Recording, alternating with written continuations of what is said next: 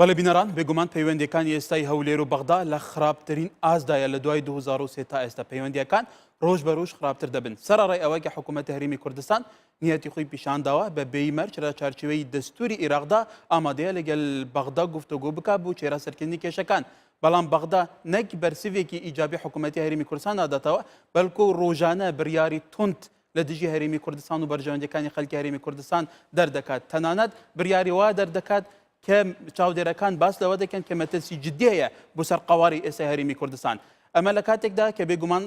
فشاری نێودەوڵەتیش هەیە، ئەمریکا، بریتانیا، فەڕەنسا کەسێ ئەندامی هەمیشەی ئەنجومەنی ئاسایشی نێودەوڵەتین لە هەمان کاتدا خەوەندە سەڵاتن لەم دەبەرەیە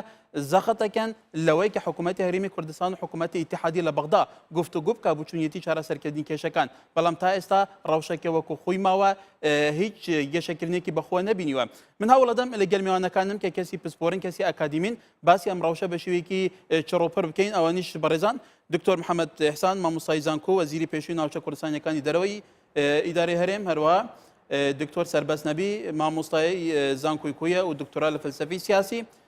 دکتۆر کامەران ساڵەی چاودێری سیاسی و مامۆستای زانکۆ. بەخێرتان دەکەم. دکتۆر محەممەد ئێحسان، دو هەفتە بزانم لێرە ئێمە باسی ڕەوشی ئێستای عێراق کرد. تو باسی وات کرد کە ئەکرێ ڤێرژنێکی تازە هەبێ، ئەکرێ ئاراستی سیاسی لە ناوچەکە بگۆڕێ، ئەکرێ گۆڕانکاریەکان هەبێ. ئایا لە ئێستادا گۆڕانکاریەکان هەیە؟ لە کاتێککە حکوومەتی عێراق سەرڕێ ئەو زەختانەی لێ دەکەن، ئەو کە مجتەمعی دووەلیش لەسەر خەتە، بەڵام هەر لەسەر زەختەکانی لە دژی هەرێمی کوردستان بەردەوامە. بێشەکی زۆر سوپاس و ڕێز و حرمەت بوو میوانەکانی تۆش و هەمی بینەرین کەی 24. زەختی عێراق ئەوەی کە ئەمڕۆ ئەیکات لە دوو ناحیە، ناحیە اقتصادی و ناحیە سیاسی عسکەری پێکەوە، لە هەرسێکیان پێکەوە. ئەو سیناریۆی کە کارێکردن و کەمکردنی سەلاحیات و کەمکردنی بۆجە چیرۆکی ساڵانەی ئێمە بوو لەگەڵ بەغا. هەرچی ساڵێک لە 2007ەوە تا ئەمڕۆ هەموو ساڵێک کە موازنەمان باسی موازنەمان کردیە شەڕێک بوویتە لەگەڵ بەغا، شەڕێکی جددی بووە کە کەمکردنی موازنە و سەلاحیاتی کەمکردنی کوردستان، کە ئەوان ئەڵێن 17% بە حیاتی خۆی 17% لە کوردستان نەهاتیە بایدەوەی تاکە لە پێش قسە بکەین. زەختی دەولی من کە لێرە قسە مکرش ئەمڕۆ جارێکی تر ئەڵێم تاویلێکی زۆر دەورە هەیە، ڕەحنێکی زۆر گەورەمان هەیە لەسەر عنسوری نێودەوڵەتی. لەبەر ئەمڕۆ معادلەی دەولی لە مەنتەقە بەڕاستی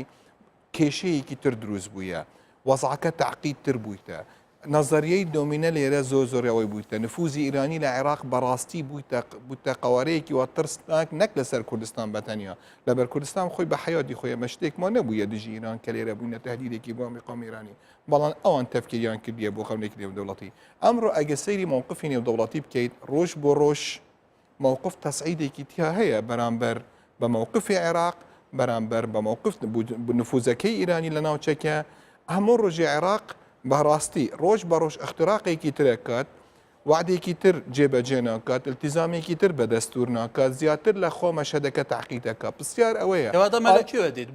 ئایا بۆ واکات ئەمە کە ئەوەی عقلیەتی بەغا بەباشی بزانێت لەبەر ئینسانی زەعیف یان مەغرور یان بە خۆی سڵتەبوون کە شتی بەدەستی بێت واگەر بە تابوویت بەڕاستیش ئەگەمەرد نەبێت لە سیاست و لە تەعاملکردن لەگەڵەوەی کرد، هیچ کەسێک بۆ خۆی شوریک نەبینێت یان بە غرورێکی وا تەسەڕف بکات لەگەڵ وەزعەکە، بەڕاستی بوو چوونەکانیان وایە. من چەند میسالێک بە تۆ بدەم. ئەوەی کە ئەرێت ئەسڵی اتفاقەکە ڕۆژ یەکەمیان کە دەیانوت وتیان دیابێن حدودی 2014. ئەمڕۆ بێت ئەو حدودی 2014 و جێگانەی کە پێشمەرگە چوویتە 2014 ئەم اتفاقە جێبەجیان نەکردیا داناوبێن خەڵی 19/3/2003. ئەمە خەڵی 2003 بەڵام پرسیارێکی تریش دێتە ئەراوە، ئایا پێیان دێتەکردن ئەمی شەبکەن گەکە ئەم وەزعی منتەقانە وایان عێراق وا لە یەکات بڕوا بکەن ئەگەر بەم سیاسەتە بەم عەقڵیەتەی کە لە بەغا من متئەکدم ڕئیس وزەراش تووشی غرورێکی واکەن خۆیانش ئەو عسکەرانەی کە لەگەڵ تەعاملەکەن لەبەر استیشارە نییە لە بەغا. ئەم وەزعە بەم شکلە بەم تەوەسعی مەسلحی ئەحداث، تەوەسعکردنی لە ناحیەی مالی عەبە، لە ناحیەی ئەمنی عەبێکی زۆر گەورەیە لەوەیان، بۆیان ناچێتە سەری ئەو شتێک کە ئەمڕۆ دەکەن لەو جێگانە. بەڵام دەیکەنەوەی زەختێکی نێودەوڵەتی لەسەر نییە بەهەوە زەختی نێودەوڵەتی ئەگەر سەیری هەموو تەسریحێکی بکەیت، زەختی نێودەوڵەتی وەک بووچوونەکانیان وەکی ئێمە نییە. ستێپ بای ستێپ زەخت کراوە، بەڵام ئەم زەختەی کە کراوە سەیری بکە لە ڕۆژی 16 مانگەوە تا ئەمڕۆ ئایا زیاد بووە یان کەمتر بوویتە؟ بەڵام ڕاستی پێویستە بووە؟ لا بێشک لە ئاستی پێویستدانە بووە لەبەر لە ئاستی پێویستدانە بووە بۆی پرسیارەکەمەیە دکتۆر پرسیارەکەی لە ئاستی پێویستدانە بووە کە لە عێراق معادلەیەکی تر هەیە لە عێراق کاڵێن محکەمەی اتحادی ئەم بریارەیدایە پەرلەمان ئەم بریارەیدایە ئێمە سوڵتەی دەوڵەت جێبەجێکین دەستور جێبەجێکین بەڵام بەوەرەوەرە قەحواقە حاڵ ئایا بەڕاستی ئەمە ئیجرعاتی دەستوریە ئایا بەڕاستی عێراق ئەو بووچوونەکەی کە هەیە ئێمە خۆ بۆچوونەکانی کوردستان بوو کوردستان بۆ پرسیارێکی تر پێویستە بێتەکردن ئایا ئەگە دەستور جێبەجێ کرد هاتباکردن کوردستان دەچوو بەرەو ئیسیفتایان نە بێشک نە ئەمە ئایا ئیسیفتاکە ڕێفرەندومەکە نەتیجە بوو یان مسببە ئەمڕۆ نەتیجەی حاصلی خلافاتێکی نەجێبەجێکردنی دەستور بوو ئەو عقلی ئەمڕۆ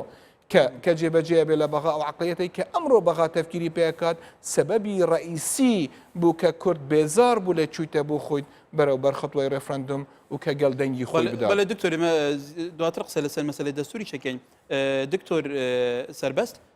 بێگومان لە ساڵی 1990 فەڕەنسا یەکەم وڵات بوو لە سەردەمی فەڕەنسا میتەران کە بەیای 688 لە ئەنجومەنی ئاسایشی نێودەوڵەتی دەرکێت بۆ ئەم منتەقەی کوردستان بپارێزرێ لە ئێستاشدا فەڕەنسا لەسەر خەتە حتا سەرۆکی فەڕەنسا چەند جار پەیوەندی بە بەرپرسانی هەرێم و بەغداوە کردووە ئەوە ئەمریکا لەسەر خەتە ئایا ئەم هەوڵانی ئەم وڵاتانە ئەکرێت وەکو نەوەتویە گرنتیەکی تر بێت کەم ئەزمونە نەکەوێتە ژێر مەترسیەوە ئاناوی ئێستا لە بەغدا دەکرێت ئەکرێت بڵین مەترسیە؟ ڕاستە ئێوارەتان باش مهمە ئەمە ئاگا لەو مەسەلە بە لە پێش هەفتەیەکیش من باس کرد بڕیاری ئەنجومەنی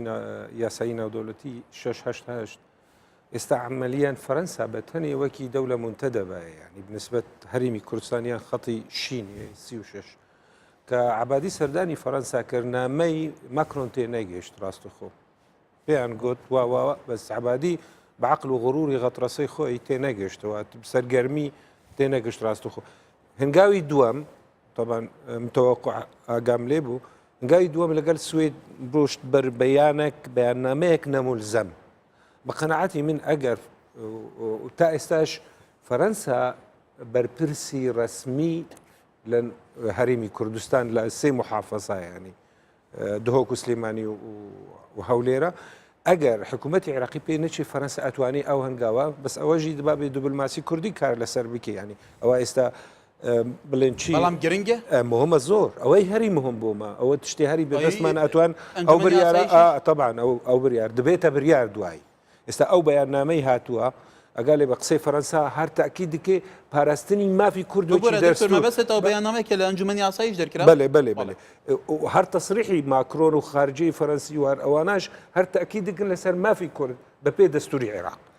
پاراستن و ئەوە قسەیان پێی چییە ینی قسەیان شەرعیەتێک بە داوای کورد دێ داوای ڕەواتیەکی سیاسی و دەستوری بە مافین کوردێ اینجا ئەگەر بەڕایی من ئەگە زیاتر ئەو بەرو تەتەڕۆف دە حکوومەتی ئەوەی چوو حکوومەتی عێراق بەرو ئەوەی دەچوو و ترسیان هەیە لە ناو کۆمەلگای ناودەوڵەتی لای ئەوروپیان و ئەمریکیان ئێستا دەبینن شێوازی گۆتاریان بەرز بووە تۆزێکی ئەمڕۆ ئەمریکا ترامپ اتهامی ئیران دەکێ ئەوانە بەرو هەندێک گروپێن حەشدی شعبی میلیشای حەشدی شعبی ئێستا لە کۆنگرس گفتوگۆ دەکەن زۆر تشتانە بەدەستکەون ئێستا وضعی کوردستان وەکی دکتۆر حەسان فەرمۆ کردی وضعی کوردستان سڕة الصراع على منطقة سڕة يعني ناوك بس أو قصيخ إنجا إما تأثيري حتى استقلال حريري دبابي ما بزان من تشرع ديك تأثير يعني أو ببي أو گۆران کاری باسی کنگرێسی شتێکە لە کنگرێسمان هەیە پشگیری لە کورد ئێستا مهم ئەوەیە ئەم بتوانن چۆن ئێمە ڕەهان نە لەسەر کۆنگرێسە ئەمریکا زانێ ئەم بریار سەرپەرشتی و بە بریاری فەرەنسیایە ئەمریکا تەدەخل لە وەضعی فەرەنسیان ناکێ فەرەنساوەکی ئەمریکا ئەندامێکی دائیمە لە ئەنجومەنی دائما ڤیتۆیان هەیە فەرەنسا دبا بە ئێمە ڕەها لەسەر فەرەنسا بکەن فەرەنسا ئەگەر لە هەنگاوی دووەمیش فەرەنسا ئەو بریاری 688 بکێ بریارێکی پێشکەوتتر ممکنە سینۆری 2014 یان بە پێ ئیعادە تعریف علاقە لەگەڵ بەغدا ممکنە بەرەو کۆنفیدرالیەکیش بڕوە و پاراستنی دەستور لەبەر ئەوە ممکنە لە داهاتوو دکتۆر خۆتەزانی ئێمە ڕوبەڕووی هەرێمی کوردستان ڕوبەڕووی گەلە کومەکێک بووتەوە وڵاتانی دەوروبەری کۆمەڵە کێشە لە پێشمان دروست بووە ئێستا بەتەمانە دەستور بگوهرن بگەڕێن هەڵویستی فەرەنسا مەبەسمە دواتر قسە لەسەرەوەکەین ئەو هەڵویستی فەرەنسا هەڵویستی ئەمریکاش بریتانیا شەبووە کۆمەڵێک دەوڵەتی تری شەبووە ئەکرێت هەرێمی کوردستان ئەزمموی هەرێمی کوردستان لە مەترسی وڵاتانی ناوچەکەش بپارێزێ ببێتە گەڕنتی بالتأكيد ئێستا ئێمە لە ئاسی ناودەوڵەتی زۆرترین ئەتوان ڕەهان لەسەر ئەو بریارە بکەن ئەگەر ڕەواتیەک ناودەوڵەتی بگەرن ینی استثمار لەو ئەو بریاری 6 بکەن و پەیوەندی خۆ لەگەل فەرەنسا بەرپرسی تا خەڵی شینە ینی A36 ئەمانایە مناطقی ناوچەکانی بڵێن disputed areas ئەوەی تنازع عليها متنازع عليها مناطق متنازع عليها أو مناطقان أو أنا لهنقاوي دوم طبعا كردستان وحكومتي هرم إما قش زانن استالا برامبر كومالك كيشو قرفتين بيشيان استا منطقي بعث قراوة منطقي فاشيات قران كاري دستور تيرمولوجيا كي بعثي مذهبي بكارتينن زورتش دبن يكيان نياهري مهم بتوان مادي صدو تشل برجواديان كرد لناو دستور ده بباريزن چون برامبريان راوستن لبر 6 مانگی داهاتوو زۆر قرسن بەڵێ دکتۆر کامەرانکەواتە ئەو هەردوو دکتۆرە بەڕێزە باسی دەستوریان کرد من ویستم لە تەورەکی دیکە بچینە سەر بەس ئێستا باسی ئەوە شەکەین ئەمڕۆ پێش هەر ئەم شەو پێش کاتێکی کەم ئەنجومەنی وەزیرانی عێراق پرۆژە یاسای بودجەی 2010یان تەبەندی کرد کە بەشی هەرێمی کوردستان لە سەدا 12.6 وابزانم کە نەفەقاتی سیادیش لێ هەڵەگری لە 100.6 بۆ 7 دەبێت ینی ڕێژەکە زۆر دێتە قارەوە زۆر کەم دەبێت ئەم شێو ئەمە تەبەن پێچوانی بنەمەکانی دەستوریشە لە کاتێکە حکوومەتی عێراق لێ دەبێت دەستور جێبەجێ بکەم خۆی دەستور پێشێلەکە ئەمە چۆن لێ ئایا ئەمە مەترسیەکی جدیتر نینە لەسەر تاوە با بڵێن کە کورد هەر بەر لە ڕفراندۆم و دوای ڕفراندۆم هەر داوای دیالۆگی کردو بە شێوەیەکی ئاشتی و پابند بۆ و ئێستش داوا دەکات و ئێستا عێراق دەیوت دابنشێن با بڵێن لە چوارچێوەی دەستوری عێراقی ئێستا کورد پابندە بە دەستور عێراق پابند نییە بە دەستور یەکەم ئەوەی کە پابند نییە پێشەری دستوری کردووە لە مادەی نۆیە کە نابێ بەچی شێوەیە هێز بەکاربهێنی بۆ چارەسەرکردنی کێشە سیاسیەکان ئەوە گەوراترین پێشێل ئەوەی کردووە بۆ ئەمڕۆ ئەوەی کردووە ئەوەی دژی مادەی 121 سێم با بڵێن فەقەرە سێ کە ئەبێ کوردستان بەشێکی هەبێ لە واریداتانەی عێراق بەڵام 170 و دکتۆر حسان باسی کرد ئەوەی کێشەیەکی زۆر کۆنە هەموو ساڵ ئەو کێشەیە هەبووە هەفتەیە دوانزەیە مەساریفی سیادیە ئەو دایمەن بیانوویەک بووە بەدەستیانەوە ئێستا گەوراترین کێشەمان بۆ دروستەکەنەوە ئەوە پێشێلکردنی دەستورشە دەیانەوێت هەموو سنوورەکان بڕۆن بە سنوورەکان بەهێزەوە داگیری بکەن و ئەوە یعنی دستور زۆر وازحە ئیدارەداننی ئەو جێگانە بە گۆرەی مادەی 114 ئەوان نووسانەتە مادەی 110 مادەی 110 ئەوە نییە مادەی 110 ئەلێ شێوەی سیاسەتی عامی با بڵێن فاینا مالیەت چۆن دابنێ بس مادەی 114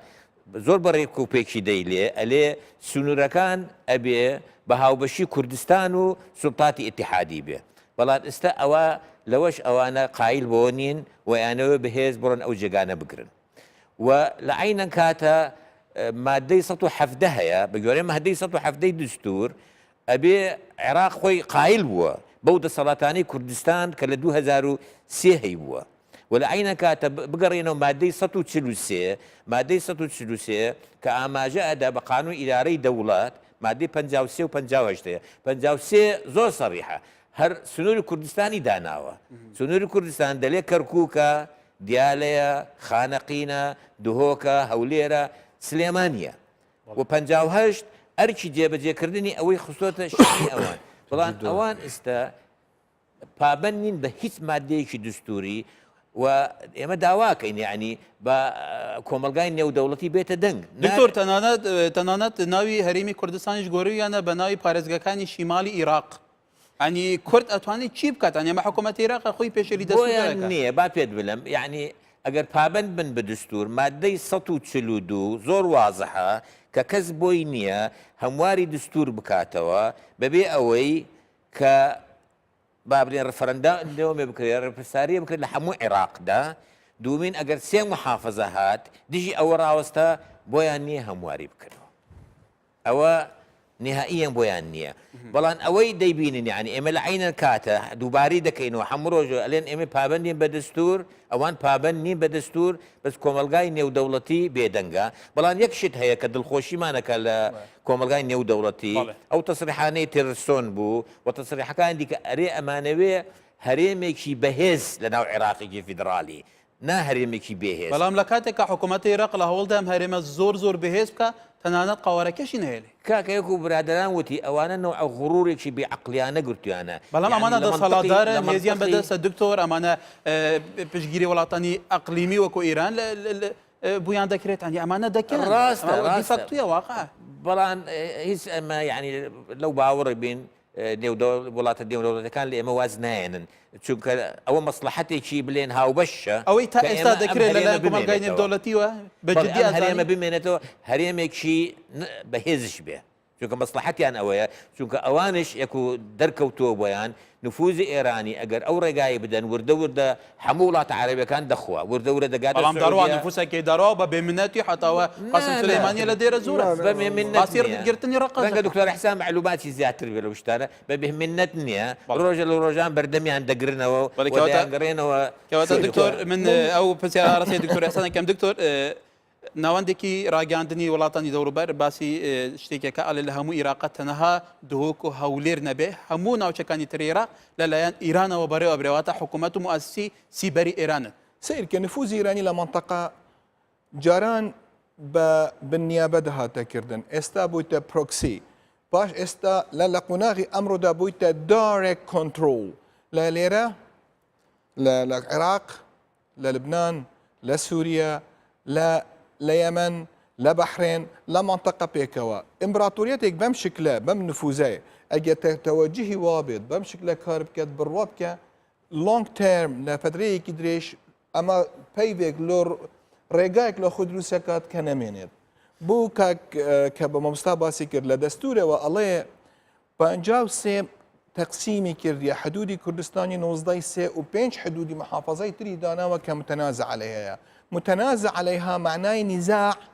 يعني تو شتێکە من ئەڵێم هی خۆمە تۆ ئەڵێ هی خۆتە گەل تۆ هاتیت بەو عقلیەتەی کە عێراق ئەڵێ من هەموو شتێکە بم و عسکەر دێنم ئەمڕۆ لە ناو داخلی کەرکووکەوە گەڕاکێکی کەرکووکی کوردی سێ سەکدەڕی حەشدی شعبی لێبێت یان دژە تیروری لێبێت حەشدێکی تری نەبێت بڕوا بکە ئەمە زۆر بە قورسی لەسەر عێراقدا ئەگات ئەم عقلیەتەی مجتەمەی نێودەوڵەتی کە سەیری عێراقەکان ڕاستە شت نییە کە لە ڕۆژی ڕۆخانی کەرکووکەوە کە کەرکووکیان داگیریان کرد ئەمریکیەکانیان دەیگوت ئەمڕۆ معلوماتم نییە یان ئەوەم نییە و ئەمرم نییە لە واشنگتن کە هیجرایەکی بەرگن بەڵام ئەمڕۆ لعبەکە زۆر بە وازحی دیار بووە بێنە ئەوان ئەکەم شت چەسپاندنی دەستور نییە من ئەڵێم چەسپاندنی فەسادە دوام کە باسی معابری حدودیەکەن من نوێنەری حکوومەتی هەرێمی کوردستان بووم تەجروبەیەکی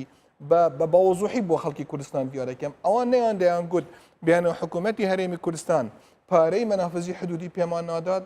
ساڵێک لە ساڵان لە 2008 لە هەموو وارداتی عێراقی حکوومەتی اتحادی لە مەنافزی عێراق کوردستان 74% بوو یەک جێگایەک لە عێراق پارەی پێیان نەدابوو لەبەر ئەسڵەن قانونێکی هەیە لە عێراق مەنافزی حدودی بۆ ئەو محافظەیە کە منفەزی تیا بێت ئەمە هەمووی بەهانەن بۆ مووقفی نێودەوڵەتی بۆ تۆ مووقفی نێودەوڵەتی کە هەر دەوڵەتێکەوەی کە باسەکەن عراقەتێکی عراقی تایە کە دێتەکردن ئەمڕۆ و بڕواناکەم دەوڵاتێک هەبێ شعورێکی وا هەبێت بیان و ئێران خەتەرێکی لەسەر دیموکراتیەت نییە خەتەرێکی لەسەر ئەمن و سەلامەتی ئەقلیمی نییە خەتەرێکی لە قیمەی لوتکای جەرائیمە لە دنیا هەمووی پێکەوە هەچی جێگایە کە نفوزی ئیرانی دەداوێت معناوێ فتنەی تایە و فەتارەی تایە و مەشاکلی تایە و نەخۆشی تایە و دەزرێکی تایە ئەمە وازەحە من بچون ئەمە من قسەکەم بەڵام ئەوەی دەبینرێت ببوورە ئەوەی تواڵی هەڵویستی وڵاتان هەڵویستی دوالی لەم ناوچەیە بە شێوەیەکی کیسەڵەی دەڕوات نی زۆر لەسەر خۆیە لە کاتێکە مەترسی زۆر جدیە لەسەر کوردستان فەرمو لە کەرکووک و لە دووسڕمات و چی دوگۆزارێت کاکە ئەوەی جنوسایدی کورد دەکرێت بێشک جنوسایدی کوردەکردن من ئەڵێم ئەمڕۆ بێشک جنوسایدی کوورد دەکرێت ئەمەش ئەبێتە بیدایەتێک بۆ تەڵێم و بۆ بینەرانی کوردستان 24 شەڵێم ئەمە ئەبێتە بیدایەتێک ئەوانەی کە ئەمڕۆ جنوسایت و شتی وایان کردیە ڕێگا خۆشەکەن کە ڕۆژێکی تر بکەبنە بەر انتقامێکی زۆر خراپتر ئەمە وەزعەکە ئەوەیە کە بێت ئەمڕۆ لە کەرکووک بڕوا بکەن لە جێگای من بناڵێم لە جێگای تعریب تەشەیع دێتاکردن من سەیری بکە سەیری دیالە بکە سەیری بەغا بکە کەکە ئەمڕۆ ئەگەبەی بەغا بیت سەیری بکەیت کەکە بەغا شارێکی متحەزری میدل کلاسی عێراقی تیا بوو ئەمڕۆ بەغا بوویتە شارێکی تەشەیوعی تەمامەوە بەڕاستی برسەیری دیالە بکە سەیری ئەمڕ تۆش خورماتۆ بکە چاکەن ئەم بوو چوونە ئەم ئەمەی کە دێتەکردن لە ڕای نێومشتینە دەوڵەتیەوە بەم شکلە ناچێتە سەریلۆی پێویستە ئێمە خۆمان قایمتر بکەین هەندێک نقاط هەیە ناوماڵی خۆمان زیاتر ڕێک بخەین بزانین کێ بەرپرسە و کێ ئەتواری ئیداری حیوار بکات ئێمە زۆر نەفەسمان زۆر درێژتر بت من هەموو جارێ ئاڵەیەم بڕوە بکەن ئایندەیەکی گەشتبین پێش بەرامبەرمانە ئەو فترەی کە ئەو تەئامرەی کە هەیە لەسەر کوردستان بەم شکلە بۆیان ناچێتە سەر ڕاستە فەرەنسا ڕایەیەکی ترە بەڵام مشتەمەی نێودەوڵەتی هەمووی پێکەوە بەرپرسە لێی نەک تەنها فەرەنسایە ئەمریکایە ئەنگلترایە ئەگە سەیری کەگەیت دوێنێ سەیرم دەکرد وەزیر خارجی ئینگلترا ڕاستە نیگەران بۆ لەکە ڕێفرەندۆمان کردیە و ئاگامان لە قسەکانی نەیکردیتەوە ئەڵێن دەستور ئەمڕۆ بۆیان دیارە بێت پیانێکە کێوەرە تۆ باسی دەستور کوردستان لە ڕۆژی یەکەمەوە ئێمە لە هەموو کەسێک زیاتر پابند بووینە بە دەستور ئەو شتەی کە ڕووی داوە هەموو ماوەقفەکانی کوردستان نەجێبەجێکردنی دەستوری عێراقی بوو لەبەر عێراق بە حیاتی خۆی دەستور جێبەجێنەکە بەڵام پێویستە کوردەکان ئێمە چ بکەین نەک تەنها بین باسی ئەو ماوادانە بکەین کە دەستور جێبەجێ نەبوویە لە کوردستان کاکە ئاگرەکە بخەینە ناو مەلعەبەکەی ئەوان بە پێم بڵێن دەستور ئایا لە بەسرا جێبەجێەکە لە بەسرا بۆری نەفتی دزی هەیە کەواتە من باسی ئەوەکەم دکتۆر سەربەست لە ئێستادا کورد ڕۆبەڕووی تەحەدیاتی گەورە بووتەوە ینی ئەو دەسەڵات ئێستا لە بەغدا هەیە بەرپرسێکی کورد ئەنووسێ ئاڵێ ئەمە تووشی غڕور بووە ئەنی هێز بەرامبەر خەڵکی کوردستان بەکاردێن هەر شتێکەکە بووە چێتە سەر وەکو پێویست هەڵویستەکان جددی نین کورد چی بکە پێویستە خەوەن چ سیاسەتێک بێ هەڵویستێک بێ ئەجندایەک بێ بەڕای من کێشەی گەورە ئەوەیە کێشەی ناوخەیە نەخارجیە ئێمە بریاری نەتەوەی لە قیراندا بریاری سیاسی بریارێک یەکسان نییە لە کوردستان یەک بریار نییە دابش بووە بریاری سیاسی نەتەوەی لە کوردستان یەک نییە یەک مشک نییە لەبەرەوە کە بریارێک سیاسی هاوبەش نەبێت کە بریاری عسکەریش نابێت یەک کەواتە چی بکێت ئەم بریارە دروست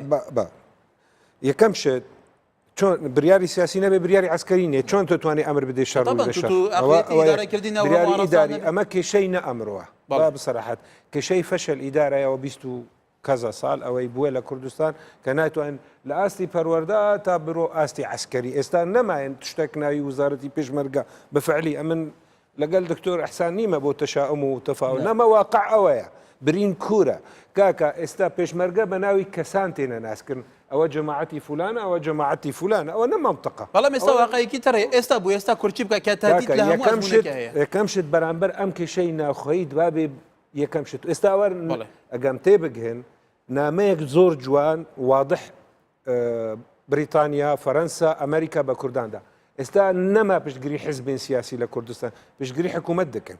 ئەوە نامەی زۆر وادەحە حکوومەتێک تکنۆقرات دامەزرێنن دووری ئۆلیگارشیای حزبی بێ نەمایە ئەوە حکوومەتی پارتیان حکوومەتی یەکیتی ئێستاوە ئەڵێنەوە نیچیروان بەرزانی و قوبات تاالبانی هەنا بڕۆین ئەمە پشتگیریان دەکەن ئەمە نامەیەک واضح دوا بە سیاست مەدار خوددانی بریاریش لە کوردستان تێبگە ئەم نامە کەواتە لە نەسیاسەکان پێویستە چون تەعامل لە گەلەمە بکەن سەبر من بکە دوام شت بابێ هێزی پێشمەرگە ببێ یەک ئەوە لە 2010 دکتۆر زانینەوەیە ئۆروپیا چەند جاران ئەڵمانان بە کوردان گوت ئەمە ئامادەنە 50,000 کەسوەکی زانیاری من پەروەردە بکن و بەچەک بکن و بە معاش بکن کوردان تا ئێستا شەمان هەڵویستیا بوو یا مهم ئەوەیە مەبەست من بەگەشت ئەو قسەیە چۆن بریاری خۆی سیاسی نەتەوەی بکنەیەک لە کوردستان بریارێک سەر بخۆ بێ چۆن نابێ چۆن باسیەوە بکە یەکەم بەڕای من کۆنگری نەتەوەی کێشەکان هەموو کەسێک ئەزانێ لە ناو کوردستانی عێراق دەبابێ ئەوە ئێستا إعادة اعتبار مؤسسات هەرێم مؤسسات کاکە ئەمە بەرلەمانە ئەمە وەزارەتە شخصەنە نەمەینی شخصەنە سیاسی نەمینێ نە ئەمە وەزارەتی فولانە تەبای فولان نە قانونە بێ بەجێ ببێ ئەمە هەمی زۆر کێشت بێ یەک دوام تشت دووری خیتابی ماستاوچیتی و ئەوانە و ئەوانە بە ئێستا دەبابێ پێویستی بە تەکنۆقرات و بە خیتابک کاکە یەک ملاحەزەی مهم بتە بڵێ وما باوەڕ دەکەم هەردوو بەڕێزان ئێمە چۆن داوای استفتا و استقلال دکن ناتوانن خیتابی ئەعلام بە زمانی عەرەبی دامەزرێنێت کێشەی مەی گەورە لەگەڵ عەرەبانە ئەمە هەممی پێنجی قەنالی تەلڤیزیۆنی کوردیایە لە گوێ یەکتر قسە دکن ئەوە بۆ چییە تو کورد قانع دکەی ئایا ئازادی مهمە یا نەمەوەمە چۆن ناتوانێت ئێمە دەستین ڕاگیان میدیای عەربی ماش دەکرد بۆ ڕێگابمان بدەن پێش دەقە بە قسە بکەن کاکە ئەمە بزانن چی ئەڵێن بۆ تووشی یەکیان مەسائل عەقلانکردنی سیاسەتی کوردی دوێ لەسەر ئاستێکی زانستی نە لەسەر ئاستێکی ئیرادی و ئەوانە کێشە زۆرە ئێستا لە لێدوانێکی و سادە ناتوانێت ئێستا پێویست بە راپۆر و تحلیل و ئەوانە ئێمە هەم ئەوەیە دووبارە تاکید دەکەم مەسەلەی بریاری سیاسی نەتەوەی کوردی دبابی سربخۆی بێ و یەک بێ ئەمە مهمە کێشەی ململانەی حزبایەتی لەو دیوادەین ئێستا پشتگیری حکوومەتێک سربخۆ لە هەرێمی کوردستان بکرد تحدیات و کێشەیە لە پێشمان بەڕاستی زۆر خەتەرە خراپترە لە کاری ساتی هەفتاکان تێکچوونی مافی کورد ئێستا مافی کورد تێکگوچێ مافی نەتەوەی کورد بە گشتی تێکدوچێ کاکە ئەمە لایەنانە کە يعني مثلا نما تایبەت بە کوردی باشوورە قەتعان نەما ینی کێشەی کەرکووک ڕنگ دەدەی لەسەر ڕۆدی باشووری کوردستان و ڕنگ دەدەی لەسەر ڕۆژاوا و باکوور و ئیرانیش لە داهاتوودا بەڵێ دکتۆر کامەرانێکی لەو کێشانەی کە تا ئێستا لە باشووری کوردستان باز دەکرێت کورد لێرە نەبووتە خاوەن خیتابێکی سیاسی سربەخۆی خۆی خاوەن ئەجندا و استراتیجێکی نەتەوەی نیشتیمانی خۆی کە لەسەر ئەمە من ئەم وەرەقەی هەیە بەرژەوەندی نیشتیمانی من ئەوەیە فەرمو هەر لایەنێک بێت من بەمە تەعاملە گەلتوواکەم بە ئاوێتەی بەرژەوەندەکان یەکتر بکەین هەرێک بخۆی تەعاملەکە ئەنی ئێستا دکتۆر سەربەتیش ئەڵێ مەترسیەکی زۆر جددی هەیە کە خیتابێکی نەتەوەی نیشتیمانی گرتومانە بێ ئەڵێ کە تا ئێستاش نییە کەواتە لایەنە سیاسیەکان بەرپرسەراتیان چییە ئەگەر ئەو خیتەبیانە بێ گوناهی تێکچوونی وەزەکە لا سوچێ دەبێت هەموو پارتە سیاسەکانی کوردستان هەڵەیان کردووە و دیارە ڕۆژە لە ڕۆژان بیریان نەکردو بە کە تووشی مەترسیەکی وا دەدێن ئەمە یەک لە لای دیکەوە ئێمە نابێت تەسەوڕکەین بەغدا زۆر بەهێزە ئەوانش سەراحەتێکی زۆریان تایە و بە بزانم چەند ملیار 100 ملیار زیاتر قەرزارن بەڵام ئەوانی کردوتە یەک ئەوەیە دژمنێکی هاوبەشیانێ ئەوش ئێمەین بەس بەداخەوە ئێمە لەم قەیرانە دەژین و مەترسیەکی زۆر گەورە لە سەرمانە هێشتا نێزک نەبووینەتەوە ینی دەبێ ینی ئەو ئینسانانەی کە زۆر با بڵێن کورپەروەردن نیشتما پەروەردن بیر بکەنەوە مەترسیەکە زۆر گەورایە بیر نەکەینە وەڵڵا ئێرە و سلێمانی مەترسیەکە هەمومان دەگرێتەوە ئەبێ یعنی ئستا ئەو کاتە هاتووە نێزک ببینەوە لە یەکتری خطابێکمان هەبێ بەڕاستی استراتیجێکمان هەبێ چۆن ئەم مەترسیە لادەین ولەبەر ئەوە ئەو وەفدەی کە دەڕوا دانوستانەکە ینی قەیناکە حکومەت سەرپەرشتیەکە بەس ئەبێ هەموو لایە کوردەکانی بەشدار بێ چونکە بەلایەن بڕۆین ئێمە ئەو هێزمانە نابێ قسە بکەین و ئێستا یعنی بەداخەوە من دەبینم من زۆر میلەتانی عالەممان لە تاریخ و لە مێژوو خوێنێتەوە کە مەترسیە دێتە سەریان هەموو یەک دەبن بەڵام ئێستا کەوتینەتە ئەوە تا ئێستا ئیعلامان سیاسەتی مزایدەکردن لە یەکتر با لێت نەشارم و بە خودای هەنی ئیعلام دەبینم خێز دەکەمەوە لە کورد چییە ئەمە بۆ گەیشتونە لە باتی باسی ئەوە بکەین جێنۆسایدە لە تووس خۆرمات و جێنۆسایدە خەڵی با بگەڕێتەوە باسی دەوا دەکەین وەڵا سوحەفیەک پاڵیان پێی ناوە نازم کاکە یعنی ئەوە من لەگەر ئەوە نیم تەبعاً چی ڕوویدا لە پەرلەمان ئەوە بەس ئەوە ئایا کێشەکەیە دکتۆر تەنانەت کێشەکەی تو ئەوەیە 170,000 کەس بەڵێ دکتۆر لەسەر جوابی تۆ تەنانەت ئەوانەی ئەم سیاسەتەش پەیڕەوەکەن ئەوانەی ئەوانە شیستیفادە لە واقع ئێستش هەمومان هەڵین ئێستش ئەبێ بە ڕوحێکی کوردانە بیرکەینەوە ئەگەر بە ڕوحێکی کوردانە بیر نەکەینەوە ناتوانین لەم خەیرانە ڕزگارمان بێ ئەبێ دابنشینەوە دووبارە بیر بکەینەوە مەترسیەکە زۆر لە گەوراترە ئەن هەنێکی ئێزگەی کوردی هەیە هەر ڕاضت نیشان نادە چی مەترسیەکەیرێ کاکە ئەوان نیەتیان پاک نییە نیەتیان وایە هەر کورد نهێلن جێنۆسایدی کورد هەمووی بکەن ئەوان تەعاسوبێکی قەومی مەزەبی شەیە لە بەرامبەر کورد بەرحال دکتۆر کەواتە ئەوەی ئێستا دەبینرێت ئەو لایەنە سیاسەکان بە تایبەتی هەندێک لایەنی سیاسی حتا لەناو لایەنی سیاسی سیرا هەیە لە چونیەتی ئیدارەکردنی وازەکە کەواتە فعلا استراتیجێکی نەتەوەی دێتە ئاڕەوە تاەکەنیمان ئەبێ هەمان بێ ئەبێ لەمە دو هەمان بێ ئەبێ ئەگەر ئەم لایەنانە هەندێک لایەن پابەندی ئەمەندە بن کە قاوان نفوسیشن ئالتەرناتیڤ پێویستە چی بێ پێویستە هەرێمی کوردستان چاغۆڵێک بدە لەبەرەوە چارەنووسی ئەم گەلە دەبێ بپارێزێت والله هەرگەیە سەر ئەوەم لێن ناشارمەوە پارتیە بێ مەسئولەتی خۆی هەڵبگرێ و ئەبێ داکۆچی بکە ئەم هەرێمە بپارێزێ چۆن بێ ئەبێ ئەم هەرێمە بپارێزی ئەی لایەنەکانی تر لیان داوا دەکەین وفاتی باشە من بەجێرە پرسیارت دەسەڵات لێ دەکەم معقول ئەم هەموو مەترسیە لەسەر کوردستانەیە ئەم هەموو وجوب عسکریە لاکان دیکە هیچ ناتوان زەختێ بکەن و هێزێکی عسکەری نێزیی کەرکوو بکەنەوە نێزیی منتخەکان دیکەنە بەشکەم ئەو فشارە گەورایە لەسەر کوردستانە ئەمە خیتابی نەتەوەی پرسیاردام هیوادارم ئەو پرسیاری تو بۆ بەرپرسەکان ئەولاەن پەیوەندەرەکان گەشت بێت بەڵێ دکتۆر من سەرنجێکیم هەیە ڕاستی وەک دکتۆر ئازاد وتی ئەختامان زۆر بووە کێشەمان زۆر بوویتە بەیانمان خطابمان زۆر لە ئاستی بە تەواوی نەبووە لە مەسەلەی ڕێفرەندۆم ئێمە نەمانتوانی مەسجەکەی خۆمان بگەینە خەسمێکی تروان وامان دەزانی تەنها بۆ کوردستان بیش ئەمە خەلەلێکی ئەعلامی کوردیە لەبەر من ناڵێم کی بەرپرسە لەبەر محتاجی بە زۆر ئەوەیە بەڵام ئەوەی پێویستە زۆر بێتەکردن حزبەکانی سیاسی کوردستان ئەمڕۆ پێویستە قازانج لە مووقفی نێودەوڵەتی بکەن کە بەیانی ئەمڕۆ سەرروکی حکوومەتی هەرێمی کوردستان زۆربەی زوری سەلاحیاتی سەرروکی هەرێم لەلایەتی لە لای سڵتەی تەشریعیە لە لای سڵتەی قەزائیە تەوزیع کراوە مووقفی نێودەوڵەتی مووقفێکی زۆر ئەوە هەبوو لە پێش ئەو فترەی کە جەنابی سەرۆکوتی من تەمدیدی ئەوەی ناکەم حقیقت کە مووقفێک بووتە لەسەر ئاستی نێودەوڵەتی بەڕاستی دەنگێکی زۆر لەبەر غوبنێکی زۆری لەسەری بوو وایان دەزانی بیانەهۆ سەرۆک بەرزانی ئەگە سەرۆکی هەرێم بشتێکی زۆر گەورەیە هەندێک کەس هەیە گەورەیە بە حیاتی خۆی قەت کەسێک ناتوانێت لە گەورەوتیەکەی کەمی کات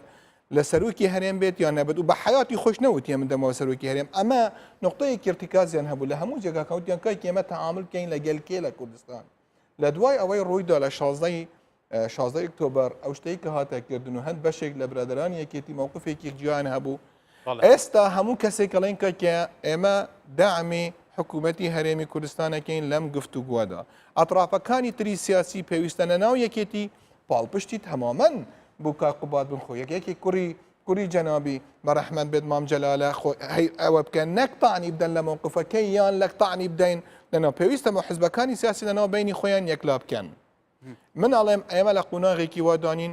بێشک متأكدم صد عراق ئەوەی کە لە خەیاریدا هەیە پێی نایەتەکردن ئەنجومەنی سیاسی هەرێمی کوردستان دروست بوو کۆمەڵێک لایەن ئەڵێن ئەمە ئەنجومەنێکی ناشەرعیە پەرلەمان ئەڵێن بە حزبی ئەم خلافە ئێمە لە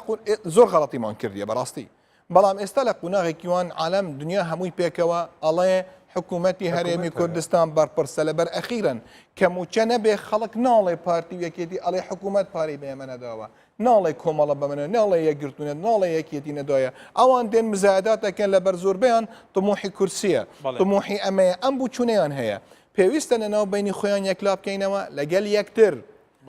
زۆر بەجددی بین لەسەر وەتەری قومی ئەقلیمی ئەگەر ئێمە بە یاریەکی جدی بکەن لەسەر معادلەی ئەقلیمی بڕوا بکەن تەنها کەس کا قازانجی لێ بکات کووردە لەبەر ئەوەی کە ئەمڕۆ لە کەرکووکدایە لە ڕەقەش سبەی ڕوادات خطەی حەشد ئەگە بیت ئەوەی کە ئێران کە تەحەشداتی خۆی کردیتەوە کە یەپەکە نەکات کە ئەو ڕێگایان بۆی نامێنێت لەوێش ئەو سیناریۆ دووبارە کات بەڵام ئایا ئەمە لە پاشان لە قازانجێکی تەواو بکێ لە مووقفی نێودەوڵەتیەوە لە مووقفی نێودەوڵەت من ئەڵێم ئێستا وەقتی مبادرەیە وەقتی مبادراتی کووردە نەک تەنها ڕەهان بکەین ئایا والله حکوومەت دەوێت بێتە پێشخابوور یان نایەتە پێشخابوورەکانی خۆمان بخەین ئەگەر لە هەر جێگایەک بێت نەکەین تەسریحێک هات تەسریحێک نهات ئێمە لە هەر دەرگایەکی بدەین ئەمڕۆ ئەوەیە لەبەر معادلەی کوردی لە تاریخە لە هەموو تاریخی کورد لە ڕۆژی یەکێک کە بەوتی من کوردم تا ئەمڕۆ عاملی دەولی زیاتر لە 75% مەسیری ئەم ملەتە دیارەکە زیاتر لە عاملی ناو بەڵێ دکتۆر مە بەسمەوە بکەمە پرسیارێکی ئێستا دکتۆر سەبەسەکۆ دکتۆر محەممەدی شوتی ئێستا مەسەلەی کورد پرسی کورد بە ناوەندە هەرە گرنگە بڕیار بەدەستەکانی دنیا تاوتۆی کرێت مەدگێزە بەلاحی جیهان تەختیە دەکرێت بەڵام لەناو کوردستانە کۆمەڵی تەحەدیاتی تریش هەیە کۆمەڵی گۆرانکاری تریش هەیە کە گۆرانکاری دراماتیکین بۆ نمونەوەی سعات حەریری دەستی لە کار کێشاوەتەوە و فراوانبوونی هەژمونی ئێران لە ناوچەکەیە و مەسەلەی دێرا زۆر و وەرە بۆ شنگال و نازانم چی کورد چی بکات بۆی لەم سیرعانە خۆی براوا بێت خۆی دەستکەوتەکانی خۆی یاریش نەبێ بپارێزێت بەڕاستی ئێستاش یعنی هەندێک توانایی دامەزراندنی تەحالفاتی مهم هەیە لەبەر دەستمان بەستا ئێستا استثمار نەبوونە مثلا دەوڵەتی خەلیجی و سعودی وانە ئامادەنە بەرامبەر مەحوەری تورکی ئیرانی تەحالفەک توند بەرامبەر لەبەر سعودیە زانەی و ئیماراتیش زانەی مەسەلە ئیمارات نەتەنیا دەوڵەتێک چەند ئەوەیە ئیمارات سماراتی نادەوڵەتی نەتەوازنەك هاوسەنگیەکی ئابووری و ئەوەیە و یعنی مەسەلە زۆر گەورەیە یعنی پەیوەندی تەنیا بە ئیمارات و خەلیجی فارسی نییە اینجا ئێمە ئەم دەوڵەتان ئامادەین ئەگە ئێمە بریارێک سیاسی جددی هەبێ و بریارێک عسکەری جددی هەبێ لە ناو کوردستان ئەتوانە سمارکن ئیران و تەیاری سونەژی لە ناو لبنان عفۆن ئێستا ئەوانە بڕاستیژی تشتێکی خراپکردن لە ینی ئەو مەسلەی سعودیە و سعد حەریری دوێنێ لە ڕیاد سەرۆکی حکوومەتێک ناتوان بێ وڵاتی لە وڵاتی خۆستی قالە بکە بڕێ ئەو ساروخە ترامپ ئەمڕۆ هشکەرە گۆ ترامپ گۆ ئەم ساروخە ئیران نردیە سعودیا شغال هشکەرەیە واتەی وێ چیە واتەی وێنا ئەو ململانە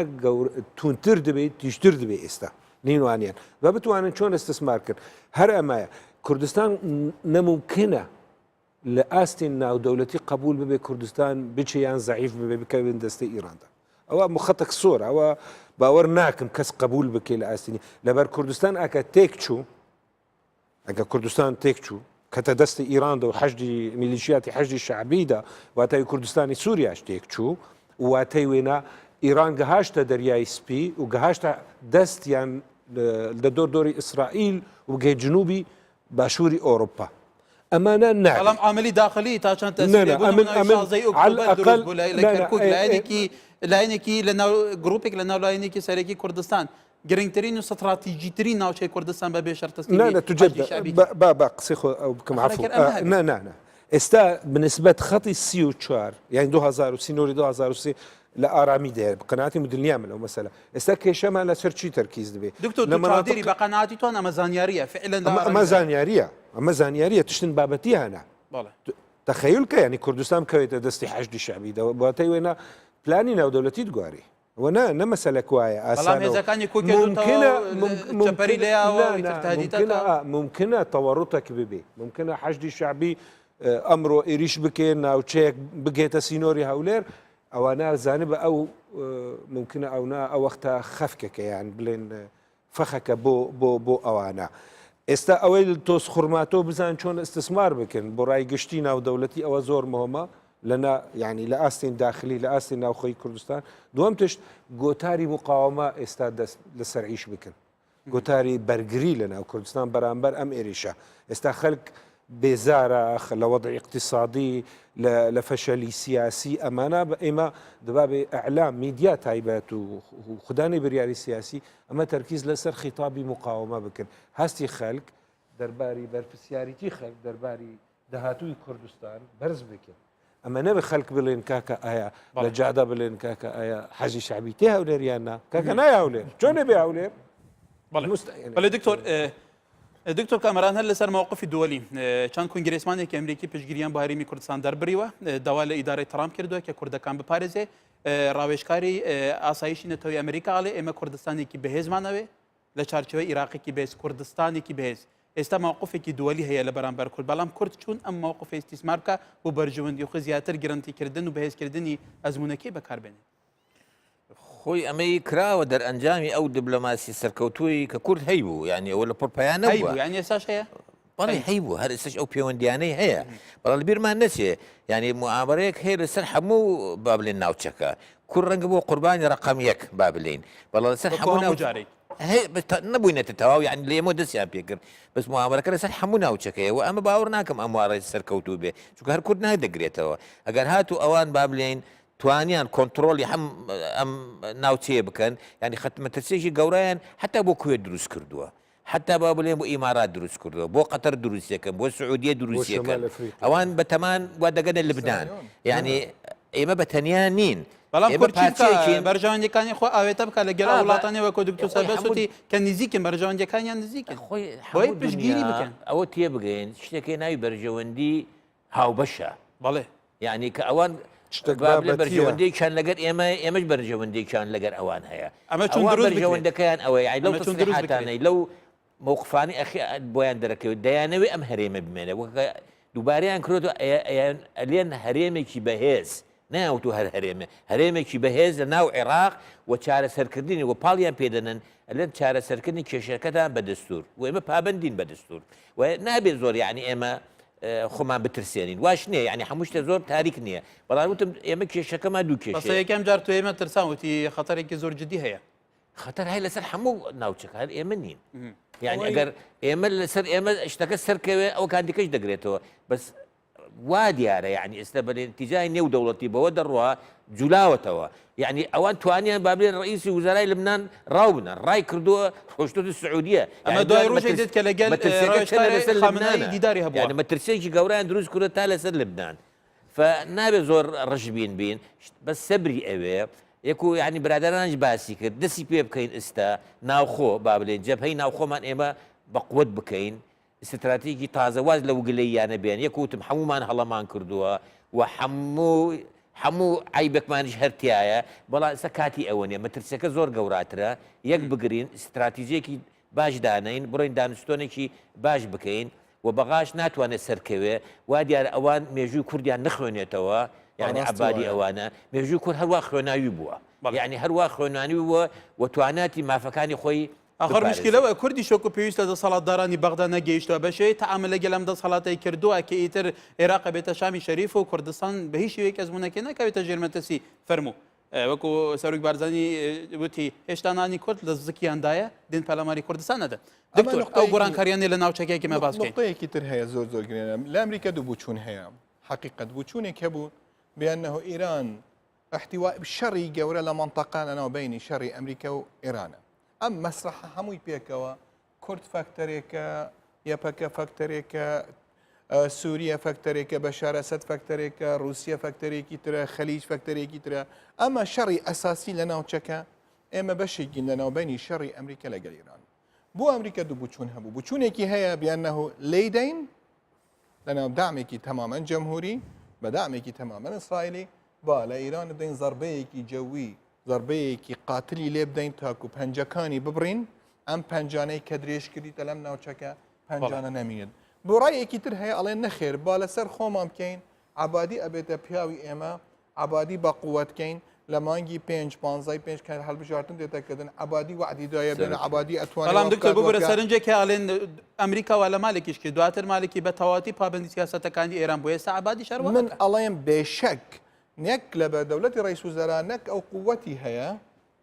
نك عراقيش أو ملتن كبشتي بيبرز كي تبنو بتوان خويان لنفوذ إيراني ديوركاد أو رهاني أمريكا لسري استابو الديار بولم أم فترة كورتي لدوان شانزمان من توقع عم ذكر فترة كي زياتري بيبچه تاكو بوي ديار بيد لشانزاي مانكا وتاكو أمره لخلالي 15 16 بوي ديار بو بأنه أو رهاني كي كردوه لسر عبادي لجيغاي خوينيه يا كم شت عبادي أو قوتين بتوانت كنترولي حاجة بكات دوام شت عبادي أو public supporting لنا العراق وكابو كاربكات سيام شت عبادي ناتوانت أو من منطقي كبكاري ناوا زيارتي كان بيدا كأوكي جبجي دستوري كدستوري كي خوي جبجناكو إفراطي كريا بقوة اگر براستي استشاري كي باشا بادي تواني تلويح بقوة بكات قوة نشان بدات نه قوة بكار اگر قوة نشاني دا بدي تواني زۆر شتی تریش حتا لەسەر کوردستانیش فارس کات دکتۆر بای مە باسی شتێکی دیکە کە زۆر بە کورتی کاتمە زۆر کەمەوە ئەمە استیفادە لە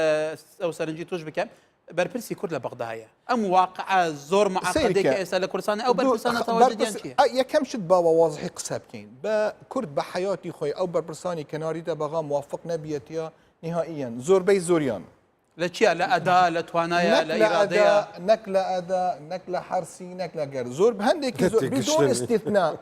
من باسی حزبێک ناکەم بە زۆربەی حزبەکانی پێکەوە یەکەم شت نەیتوانیە پێکەوە کار بکات مەرجەعێکی تەواوی لە بەغا نەبوویە کە بتوانێت کار بکات پێکەوە بتوانین کار بکات کە ئێمە لە بەغا نوێنەری کوردستانین نەک نوێنەری حزبەکەی خۆمە نەک نوێنەری کوردلەکەی خۆمە کە لێوە دیفاع لە کوردستانە کەمش وما دفاع خلقي تريش كم دفاع لخلقي بس راشا كم دفاع لخلقي تريش كم كاكو بتوان رصيدك شعبي لو خون بيا كم نقوقع بكم سياسات يعني او بمزايدات سياسياتريان لسر يكتريان ذكر تاكو باسي خلافات كرد من عليهم كسيك نيتواني هيبتي كردستان بشكنت زوربي او كرداني كلا بغابون سببك سركي اوان بون اوان تواني و اگر اوان جنویان به یکتریان ندا با کابرای کی عرب ندیتوانی بله دکتر دایره برنه کم چند دقیقه که ما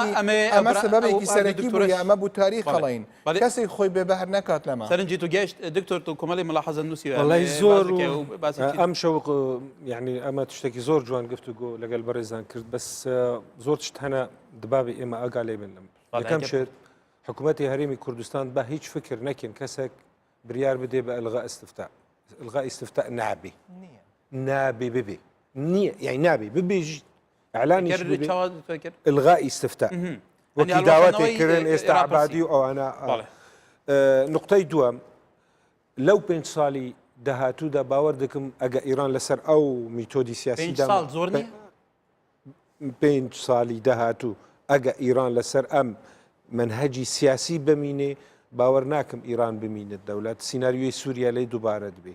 ئەوەش زۆر مهمە ئەم ئاگالێ بن مهمە ئێستا حزبین کوردستانی عێراق لەو نزیکەدا بتوانن میساق شەرەف قەومی دەینێت هەک ناتوانین گۆتارێکی سیاسیاوە بەش میساق شەرەف نابێ کەسێک لە دەرەوەی بچێ میساق شەرەف لەسەر هەمی بریاری سیاسی بێ با حزبن بین کاکە 1 2 3 4 لەسەر مادەی 140 لەسەر تعدیل دەستور زۆرمان کردیە بڕواکە سێدی یاسەیان خواردیە لە بەرامبەر ملت مەجال مهمە زۆر بێگوتن هەندێک وەسیقەت عهد قەومی میساق شەرەف قەومی تشتێک بێدانین 6 1 2 3 4 5 نابێ کەسێک لە دەرەوی بچێ ئەمە تاسیس کاکە ئێمە لە ڕووی سۆسیۆسیاسی بە هەندێکی باس بکەم تشتێکی ئەگە مەجال هەبی ئەم کەتنە قوناغێکی نوێدا قوناغی زەعاماتی گەورە مام جەلال چوو کاک مەسعودیش دانیشت ئێستا نەدانیشتەوەی تەخەلیل وەکو یعنی لە مەشهدی سیاسی مباشەر ڕۆشتیە ئێستا ئەمریکی ئۆڕۆپی بەر و ئەوەی دەچن مەسەلەی حزبیش نامینی حزبایەتیش لە کوردستانە ئەو قسەی من جێبدنێ کە کاریزمانەما چیتێ کاریزمانەما موئەسەسەتێ دبابێ حکوومەتی هەرێمی کوردستان لەسەر موئەسەسە تەرکیز بکێ ئەوە زۆر مهمە کەواتە سپاس دکم بەس بپختی سەرنجی تۆش من یەک وشە لێم داواکەین لەسەر کۆمار کە ئەو بەرپرسارە کە دستور بپارێزێ و ئێستا دستور زۆر پێشێل دەکرێ لەلایانی بەغاوە ئەبێ بێدەنگ نەبێ ئەبێ هەوڵدا لەگەر کۆمەلگای نێودەوڵەتی تیان بگەێنێ بەپێی تەجروبەکانی پێشووتری سەرۆکۆماری ئێستا عێراق کە کوردە و سەرکردەیەکی شاخیشە ینی بەگراوندێکی شۆڕژگیریشی هەیە پێت وایە هەوڵ بدات نابێ بێدەنگ جدی هەبێ پێت چونکە بە جۆرەی دستور ئەو دستور دەپارێزیە بۆ دستور پێشێل دەکرێت لەلایەن بەغاوە نابێ بێدەنگ بێ هەموو هەوڵێکیان لەگەر بدا لەگەر بەغا و لەگەر کۆمەلگای نێودەوڵەتی ئەو مەسلەیە ئەبێ ڕابگیرێ ئەو پێشێل ئەگەر کورتی من ئەڵێم لەم قوناغە حقیقت مەسئولیەتێکی تاریخی مەسئولیەتێکی ئەخلاقی مەسئولیەتێکی قانونی مەسئولیەتێکی کوردانە مەسئولیەتێکی عێراقی بەرامبەر بە سەرۆکی کۆمارە شخصی سەرۆکی کۆمار لەبەر سڵتەی تەنفیزی بەشێکی ضروریەتە بە سڵتەی تەنفیزی لە عێراق لە سەرۆکاتی کۆمار و لە ڕیاسی مەسئول لە مەجسوزەرا پێویستە خۆی ئەو دەست درێژیانەی حکوومەتی عێراق لە جێبەجێکردنی دەستور تەجاوزکردن لەسەر کوردستان لە هەموو کەسێک زیاتر بێتە دەنگ لە هەموو کەسێک زیاتر قسە بکات لە هەموو کەسێک زیاتریش دەستی بخاتە سەر کار بکات ئەم قۆناغە قۆناغێکی ترە پاشی تاریخ ڕەحم بە هیچ کەسێک زۆر سپاس هیچ ڕحمیش بە کەسێکی تر نەکرد زۆر سپاس دکتۆر مەسجەکەی من بۆ سەرۆکی کۆمار وضوح ئەمەیە من کابرایەک بوومە خۆم دانم یەکێک لە قوتابیەکانی خۆش بەڵام ئێستا دکتۆر زۆر سپاس قوتابی بە مامۆستا بڵێت و کادی زۆر سپاس بەڕێزان ئەمە سێ دکتۆر بوون سێکەسی ئەکادیمیسی کورد بوون بێگومان ئەوان بەوردی چاودێری ڕەوشەکەیان بە شێوەیەکی زانستیانە ڕەوشەکەیان شرۆڤە کردووە